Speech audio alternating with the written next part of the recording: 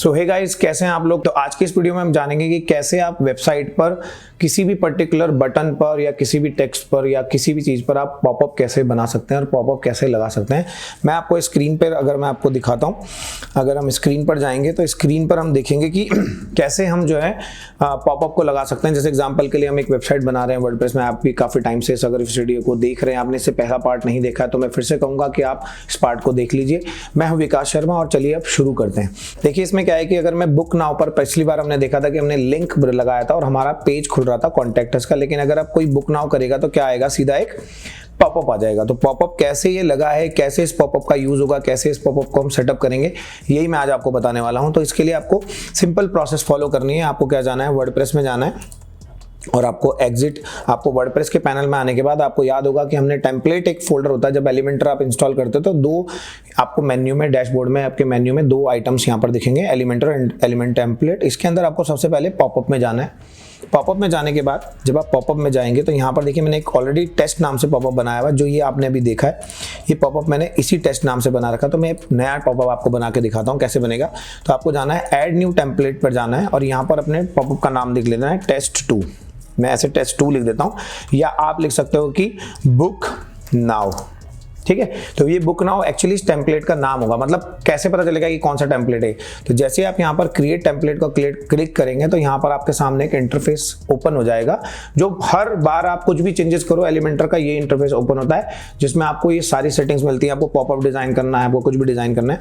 तो जब आप पॉपअप डिजाइन करते हो तो एलिमेंटर की एक खास बात होती है, जब आप इसका पेड वर्जन लोगे तो जैसा मैंने आपको पहले बताया कि अगर 10 जो भी हमारे सब्सक्राइबर होंगे, जो हमारे को सब्सक्राइब करेंगे, लाइक करेंगे और कमेंट करेंगे, और प्लस ये जो स्क्रीनशॉट है सब्सक्राइब का, ये आप हमारे इंस्टाग्राम पर फॉलो करके हमें डीएम कर देंगे, उनको हम ये $59 का जो एलिमेंटर प्लगइन है ये हम उसको एब्सोल्युटली फ्री में देने वाले हैं, सिर्फ लेकिन 10 लोगों को।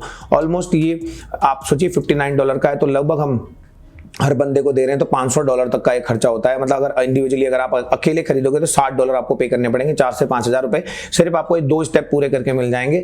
आप इस वीडियो को, जब भी ये वीडियो आपको चल रही है, आपको कमेंट करना है, आपको हमें डीएम करना है। जो भी हमें सबसे पहले 10 लोग देख रहे हैं, उन लोगों ने जिन्होंने हमें ये प्रोसेस पूरी कर दी है, उनका हम एक अनाउंसमेंट करने वाले हैं। उनको मार्च 31 तक हम जो है ये मार्च के 31 तक हम उसको क्या कर देंगे, ये प्लगइन हम एब्सोल्युटली फ्री में देने वाले हैं। तो ठीक है, तो हम मार्च में उसको दे देंगे तो ताकि वो अपने 1 अप्रैल से अपनी वेबसाइट को पूरा एलिमेंटर में बिल्ड कर सकेगा और अच्छे से चला भी पाएगा। ठीक है, तो ये चीज़ हम आगे करेंगे। तो देखिए यहाँ पर क्या होता है कि जब आप एलिमेंटर को यूज़ करते हैं तो यहाँ पर क्या होता है कि बड़े बनाए टेम्पलेट्स आपको देता है कि देखो जैसे बनाया पॉपअप है, आपको कोई डिज़ाइन करना है, ऐसे आपको दिखाना है, ये दिखाना है, कुछ भी दिखाना है आपको, तो यहाँ पर आप एक ऐसा डिज़ाइन कर सकते हो कि आपको पॉपअप चाहिए, है ना, ऐसे करके। तो आपको अगर अपने आप से बनाना तो अपने आप बना लीजिए, पॉपअप चाहिए तो पेजेस चाहिए, टेम्पलेट चाहिए, जो भी आपको चाहिए पॉपअप में वो आपको कॉल कर सकते हैं। लेकिन मुझे अपनी तरफ से कुछ बनाना, मैं आपको मैनुअली ये सिखा रहा हूँ कि कैसे वर्डप्रेस में काम करते हैं। तो यहाँ पर हम क्या करेंगे, इसको कर देंगे कट और हम खुद से ही अपना क्या बनाएंगे, पॉपअप डिजाइन करेंगे। तो देखिए उसने पॉपअप का एक डिजाइन यहाँ पर दिया है। इस पर मैं प्लस आइकन पे क्लिक करूंगा, फ्लेक्स बॉक्स में जाऊंगा, मैं एक अच्छा सा डिजाइन करता हूँ पॉपअप। अभी इसमें तो मैंने क्या किया, एक बेसिक ही पॉपअप है, बस नाम नंबर आ गया। लेकिन यहाँ पर हम क्या करेंगे, एक में इमेज डालेंगे। तो यहाँ पर मैं कंटेनर में एक इमेज डाल देता हूँ। इमेज हमारे पास ऑलरेडी पहले से, तो मैं कोई और नई इमेज नहीं लगा रहा हूँ गाइज। तो यहाँ पर आपको देखिए मैंने ये इमेज, नॉर्मल इमेज यूज कर ली है और यहाँ पर हम लगा देते हैं फॉर्म्स। तो ये देखिए FORM फॉर्म्स हम अगर यहाँ पे यूज करेंगे, ये मैंने ड्रैग कर दिया फॉर्म को। तो ये देखिए फॉर्म हमारा ड्रैग हो गया। फॉर्म की सेटिंग मैंने आपको पहले भी बताई है, लेकिन मैं दोबारा बताता हूं कि मुझे लेबल्स नहीं चाहिए क्योंकि अननेसेसरी स्पेस ले रहे हैं मेरे इसमें। तो हम यहाँ पर फॉर्म की फील्ड्स में जाएंगे और यहाँ पर फॉर्म फील्ड में से हम क्या करेंगे, ईमेल के लेबल्स को हम रिमूव कर देंगे। That's it. ये देखिए हमने यहाँ पर लेबल्स को हमने रिमूव कर दिया है। अगर आपको इसकी स्टाइलिंग पे थोड़ा ध्यान देना है तो सबसे ज़रूरी है कि थोड़ा सा काफ़ी ऐसा लग रहा है, मार्जिन दे देते हैं चारों तरफ से, एक थोड़ी सी मार्जिन आ जाएगी और एक पैडिंग भी हम दे देते हैं ताकि पैडिंग थोड़ा स्पेस हमारा नज़र आए। ठीक है, और इसके बाद अगर आपको कलर कॉम्बिनेशन कुछ ठीक करने तो आप ठीक कर सकते हैं, ऐसा नहीं कि नहीं कर सकते, आप ठीक कर लीजिए। तो जैसे आप ये सब सेटिंग करते हैं यहाँ पर, ये हमारा पॉपअप हमारा रेडी हो गया। इसको कलर करना है, इसके बैकग्राउंड को अच्छा करना है, जैसे इसके फॉन्ट फील को हमें क्या करना है, थोड़ा कर्व करना है। तो कर्व करने के लिए आपके पास बॉर्डर रेडियस है, देखो यहाँ पे। तो ये देखिए इसके चारों तरफ से रेडियस होगी। अगर आपको बटन के कलर को चेंज करना है या फॉन्ट स्टाइल को चेंज करना है या कुछ भी चेंज करना है, आप इसको से डार्क करना है ना, फॉन्ट फैमिली को बदलना है, तो मैंने आपको पहले बताया था कि फॉन्ट हर चीज़ की यहाँ पर सेटिंग होती है। अगर आपको उसके बटन को आपको लग रहा है कि साइज़ बहुत ज़्यादा हो रखा है बटन का, ये देखिए बटन है यहाँ पे, तो बटन के साइज़ को अगर आपको थोड़ा सा कम करना है, 33% करना है, आप ऐसे भी कर सकते हैं। और ये हमारा पॉपअप इस तरह से डिज़ाइन हो जाएगा कि ये डिज़ाइन हो गया है और इसको हम करेंगे पब्लिश। बाकी सेटिंग्स आप यहाँ पर स्टाइल में जा करके, मैंने आपको पहले भी कई बार बताया कि कैसे बटन बनेगा, फॉर्म कैसे बनेगा, पुरानी वीडियो में ऑलरेडी हो रखा है, तो आप वहाँ पर जा करके सेटिंग्स को चेंज कर सकते हैं, कलर चेंज कर सकते हैं, अपनी थीम के अकॉर्डिंग कलर सेट कर सकते हैं, ब्लैक की जगह व्हाइट, ब्लू, ग्रीन जो भी लगाना है।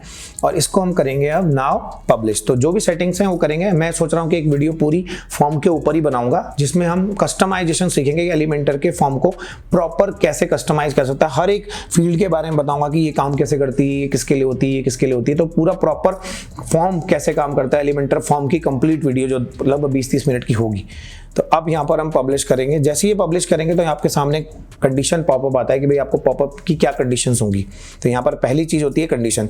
तो मैंने बोला एंटायर साइट, अगर इसे आप एंटायर साइट करोगे तो ये एंटायर साइट के लिए अप्लाई हो जाएगा, लेकिन मुझे ये सिंगुलर चाहिए कि जब मैं चाहूँ तब इसको कॉल करूँगा। आप चाहते हो फ्रंट पेज पे आए, किसी पर्टिकुलर पोस्ट में आए, कैटेगरी में आए, चाइल्ड कैटेगरी में आए, पेजेस में आए, कहाँ पर आए, तो आप इसे सिंगुलर रहने दीजिए और यहाँ पर आप नेक्स्ट करिए। अब ट्रिगर पॉइंट होते हैं। ट्रिगर पॉइंट का मतलब क्या होता है कि पेज लोड होने पर खुल जाए, स्क्रॉल होने पे खुले, ऑन एलिमेंट के ऑन स्क्रॉल ऑन एलिमेंट, किसी पर्टिकुलर एलिमेंट पे आप ऐसे माउस होवर कर रहे हो, एग्जांपल के लिए मैंने बस ऐसे होवर ही किया तो पॉपअप खुल जाए। होता है ना, आपने देखा होगा वेबसाइट में कि यहाँ पे गए तो पॉपअप आ गया सामने। ऑन क्लिक, इसका ऑन क्लिक इवेंट करिए कि मतलब जब ये पॉपअप हमारे सामने तभी आना चाहिए जब इस पर क्या होगा, कोई क्लिक करेगा, मतलब इसको कोई बुलाएगा। एक ऐसा समझ लीजिए कि बुला रहे हैं तो आना चाहिए। ऐसी आफ्टर एक्टिविटी होना चाहिए, पेज एग्जिट पे होना चाहिए, एग्जिट इंटेंट पे होना चाहिए। एड ब्लॉक डिटेक्शन है कि आपकी वेबसाइट में आपने देखा होगा आजकल बहुत सारे लोग एड ब्लॉकर लगा के रखते हैं, तो आपने देखा होगा एक पॉपअप आता है बीच में कि भाई सबसे पहले आप अपनी वेबसाइट का एड ब्लॉकर बंद करो।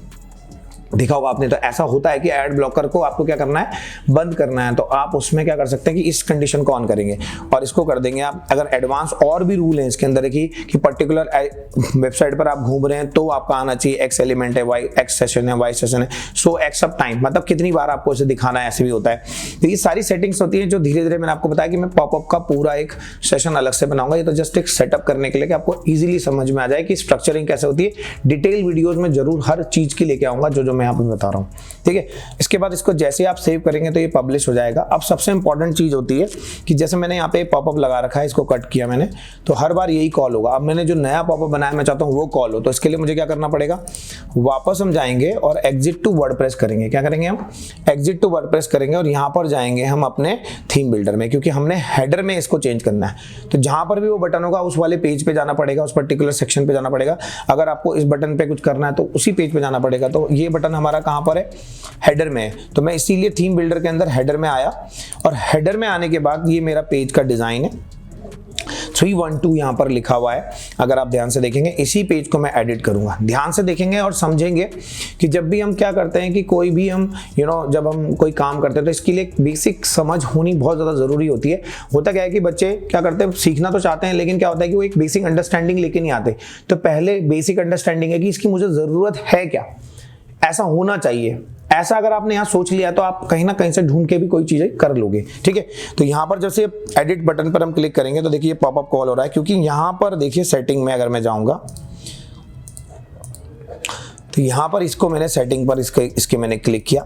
जैसे हम यहाँ पे क्लिक करेंगे तो देखिए यहाँ पर एक सेटिंग है, यहाँ पर देखिए। तो यहाँ पर पहले मैंने देखिए URL डाल रखा था, इस सेटिंग पर हम जाएंगे, लिंक ऑप्शन में यहाँ पर जाएंगे और यहाँ पर देखिए ये आइकन है डायनामिक टैग्स, इसके नीचे जाएंगे और यहाँ पर लिखेंगे पॉपअप। तो जैसे आप पॉपअप चेंज करेंगे यहाँ पर देखिए ये बना हुआ आ गया पॉपअप। अब जैसे आप पॉपअप के इस जगह पर क्लिक करेंगे तो आपके सामने एक विंडो आ जाएगी। जनरली होता क्या है कि समझ में नहीं आता हो क्या रहा है, लेकिन जैसे आप यहाँ पर एक क्लिक करना है, आपको इस जगह पर एक क्लिक चाहिए और क्लिक करने के बाद आपको ओपन पॉपअप करना है। देखो क्लोज करना है, ओपन करना है, क्या करना है। तो जैसे हम यहाँ पर गए तो अब मैंने देखो किस नाम से बनाया था, मैंने बनाया था बुक नाउ। तो सर्च करना पड़ेगा आपको बुक नाउ। तो जैसे आप बुक नाउ करोगे देखो ये मेरा बुक नाउ का पॉपअप यहाँ पर आ गया है और इसको मैं क्या करूँगा, क्लिक करूँगा। क्लिक जैसे ही करूँगा ये हमने चेंजेस सेव कर दिए और इसको मैंने कर दिया पब्लिश।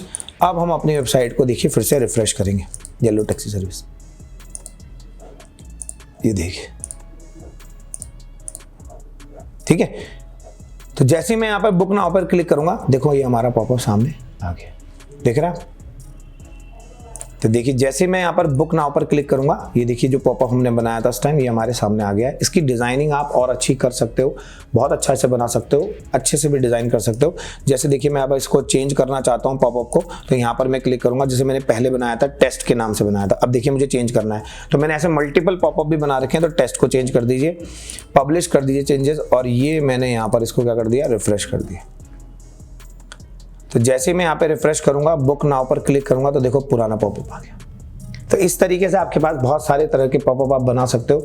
अलग अलग पॉपअप को अलग अलग बटन पर अलग अलग तरीके से कॉल कर सकते हो, और इसी तरीके से एलिमेंटर में बनाए जाते हैं पॉपअप। आई होप कि ये वीडियो आपको पसंद आ रही होगी। पसंद आ रही है तो लाइक करिए, चैनल को सब्सक्राइब करिए, और अपने वर्डप्रेस जो दोस्त सीख रहे हैं या जिनको आप चाहते हो कि वेबसाइट डिजाइनिंग में और अच्छा हो सकता है, तो उसको ये वीडियो भी आप प्रोवाइड करा सकते हैं। ये एक बिगिनर लेवल के स्टार्ट से हमने वीडियो बनाई है कि इनिशियल वीडियोज हैं जो, ताकि बच्चों को एक बेसिक अंडरस्टैंडिंग समझ में आए। हर एक चीज़ की हम बेसिक से लेकर के एडवांस पूरी वीडियो बनाएंगे, मतलब एक डीप वीडियो भी बनाएंगे, ताकि हर एक छोटी से छोटी सेटिंग्स भी उसको उसमें समझ में आए। ये बस एक बेसिक अंडरस्टैंडिंग के लिए, अगर बच्चा बेसिक ही नहीं समझ पा रहा है तो मैं हर एक पॉइंट को समझाने लगूंगा तो बच्चा थोड़ा कंफ्यूज हो जाता है। तो इसीलिए मैंने क्या सोचा है कि जितने भी स्टूडेंट्स हैं मेरे, वो पहले बेसिक अंडरस्टैंडिंग समझ ले। होता है ना कि पहले एक ओवर क्ले से हमने क्या कर दिया, एक स्ट्रक्चर रेडी कर दिया है, अब हम फिनिशिंग पे जाएंगे। आईज कैसे बनेगी, नोज कैसे प्रॉपर बनेगी, शेड कैसे आएगा, डेप्थ कैसे आएगी, कैसे कितना पर्टिकुलर जैसे होता है ना क्ले से हम कुछ भी हम आर्ट बनाते हैं, कुछ भी हम या कोई स्टैचू बनाते हैं, तो उसमें क्या होता है पहले स्ट्रक्चर ही तैयार होता है। तो इससे क्या होता है कि अंडरस्टैंडिंग आ जाएगी। अब आपको 2-3 दिन हो चुके हैं वर्डप्रेस पर मेरे साथ, अब मैं आपको हर एक चीज के लिए डीप वीडियो में जाऊंगा, ताकि मैं उसकी एक इंडेक्सिंग भी आपको प्रोवाइड कराऊंगा। हर एक चीज का एक कॉमन वीडियो होगा और एक उसका होगा डीप वीडियो, तो हर चीज आपको समझ में आएगी। तो मिलते हैं अब आपको नेक्स्ट पार्ट में।